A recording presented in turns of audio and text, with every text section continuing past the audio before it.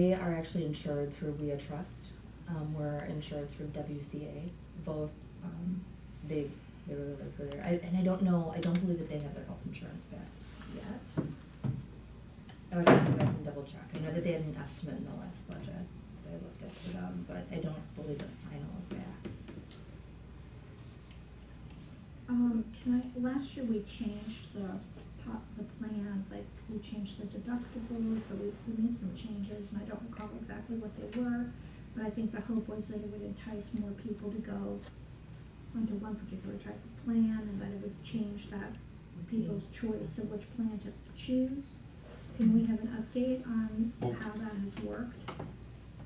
I'll just start off by, well, we certainly did do that. We also reintroduced that opt-out option for employees who were hired within the last 6 years, which was previously not available, and there's certainly been some employees who've taken that option, which would have otherwise not have been available to them under the previous policy.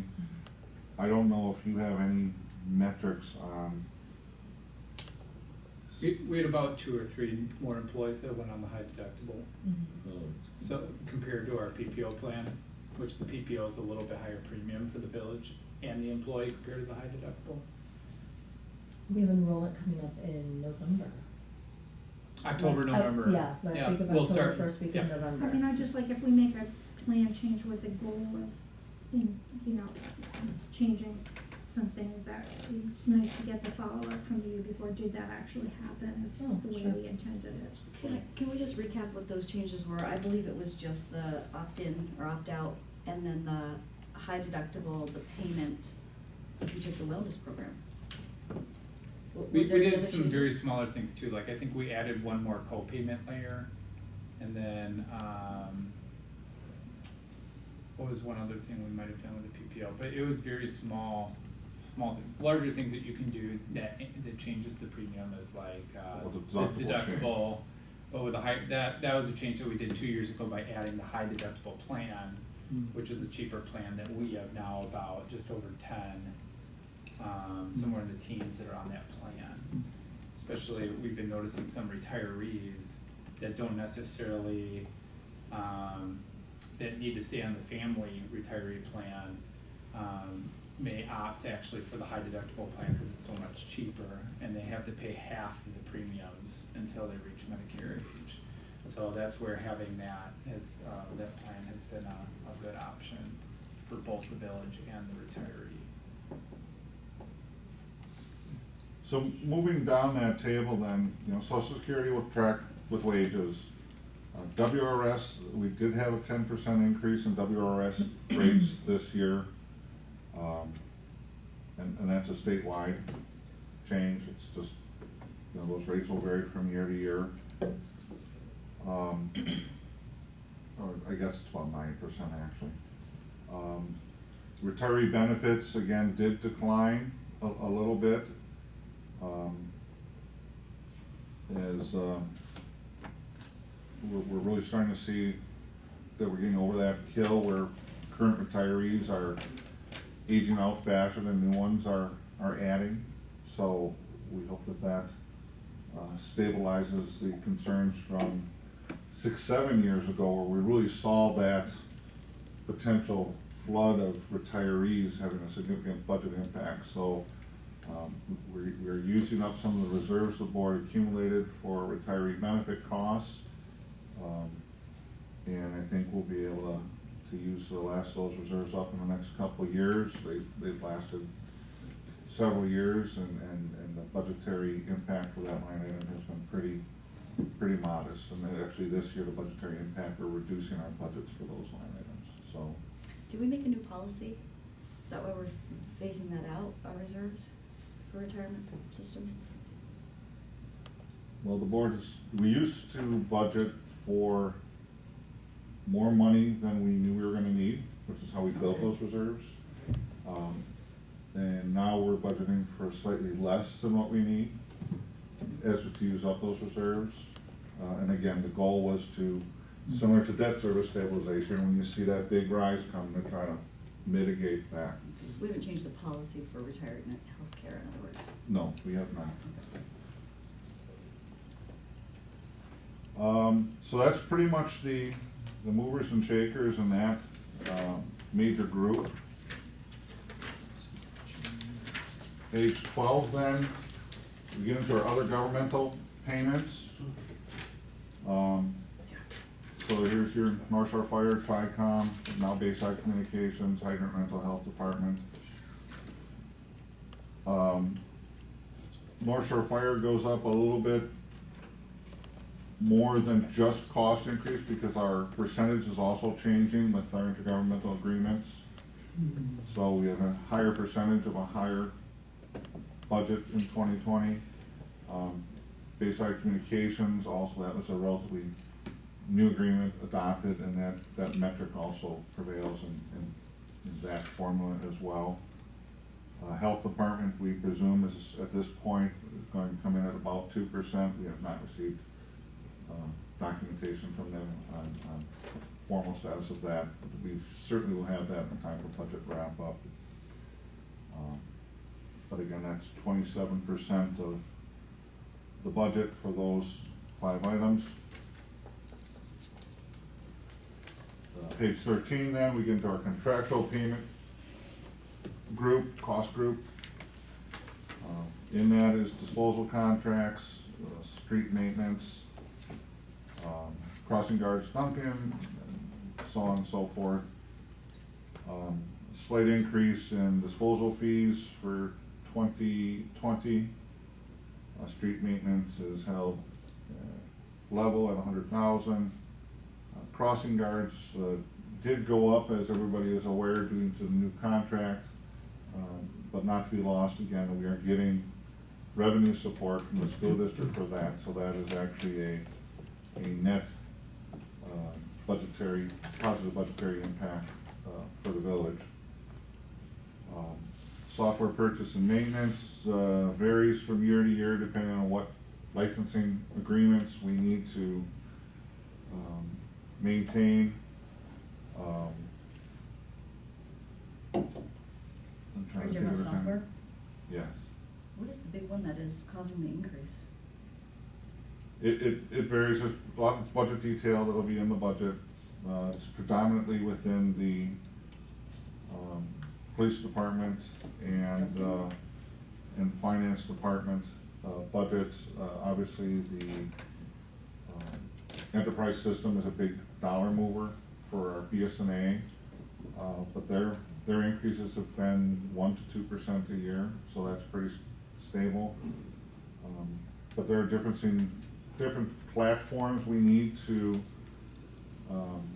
license for our service and our network systems.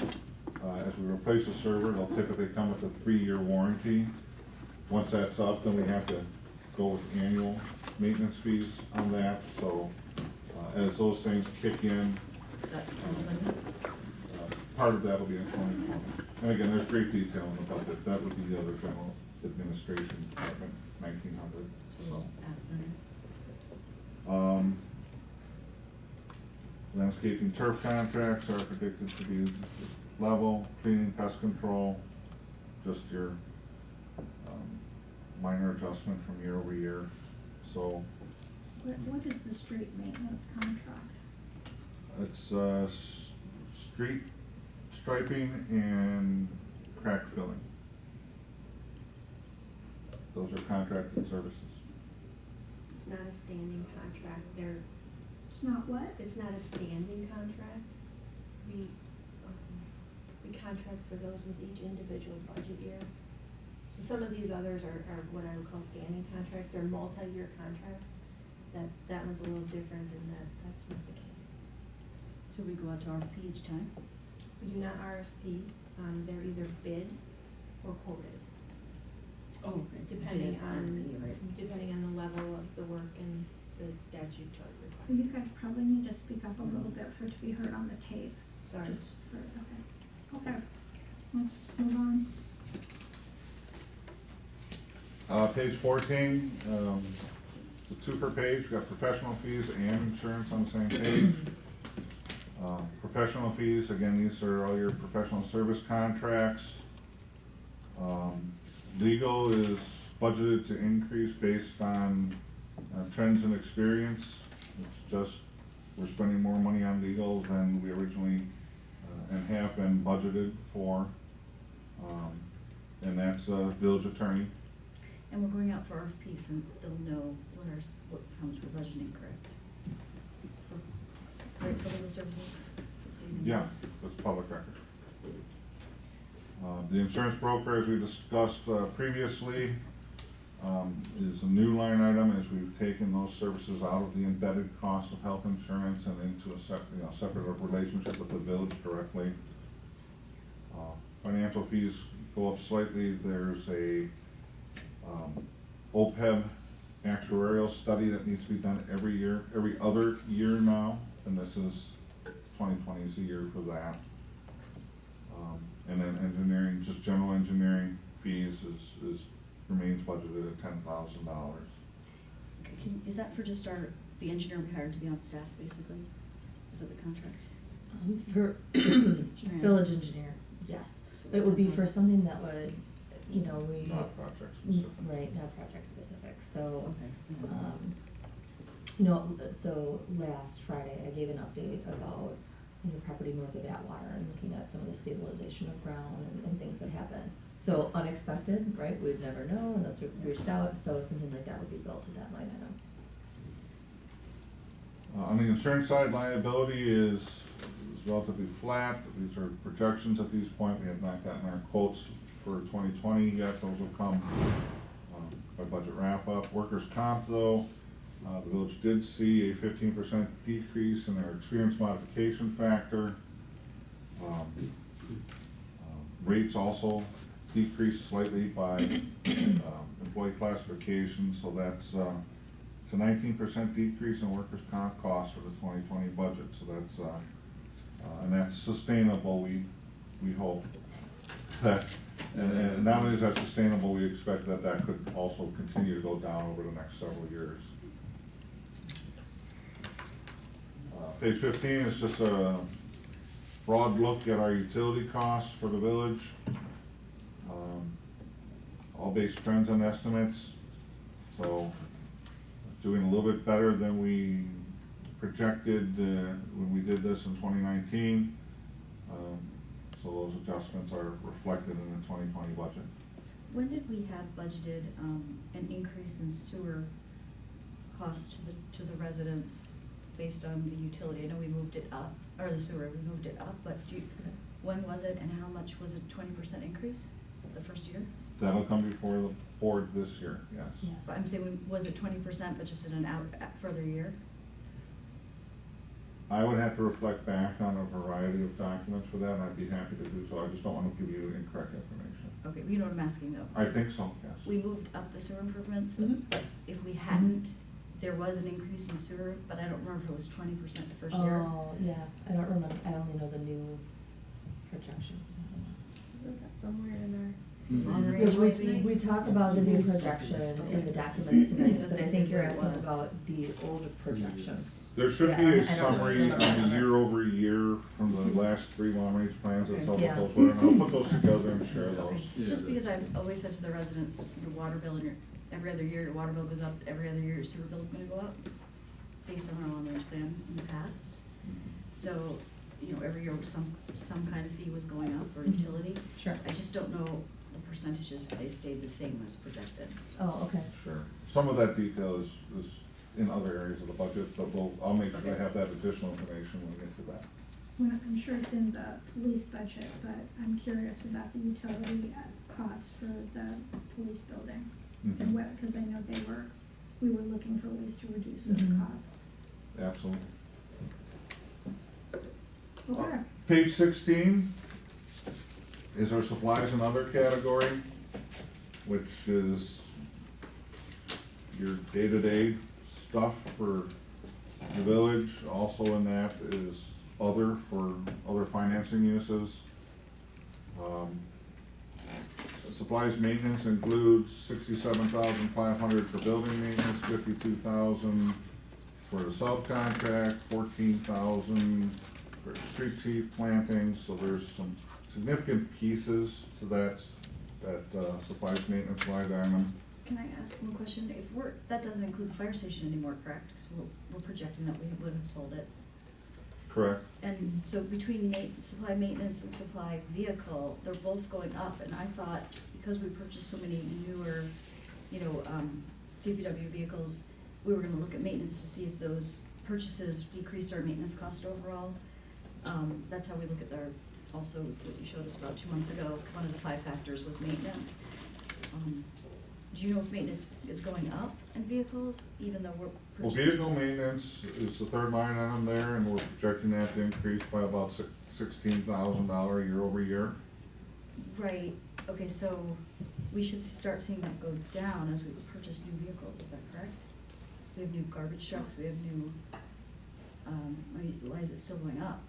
Because the cost of maintaining the vehicles is going up. Within the last couple of years, the EPA changed emission standards on vehicles. Okay. And, we're required to purchase those vehicles. They're not always things that we can maintain in shop. We don't have the computer equipment to do that. Some of that has to go out. There's no way around that. Those are on the heavier vehicles, that's how it works these days. So the newer vehicles might be even more expensive to maintain, because They are. The larger ones, yes, they can be, from an emission standpoint. But the rate at which we're purchasing new vehicles is not increasing, so. No, we but- just purchased some big ones recently, The garbage we trucks. discussed maintenance would potentially go down. For the garbage trucks, not across the board. Okay. Would be interesting to see. And also for facilities, because we're getting rid of the fire station, what is causing the maintenance to be higher? It's not higher. It didn't go up, maintenance? Over the last 2 years, that's gone down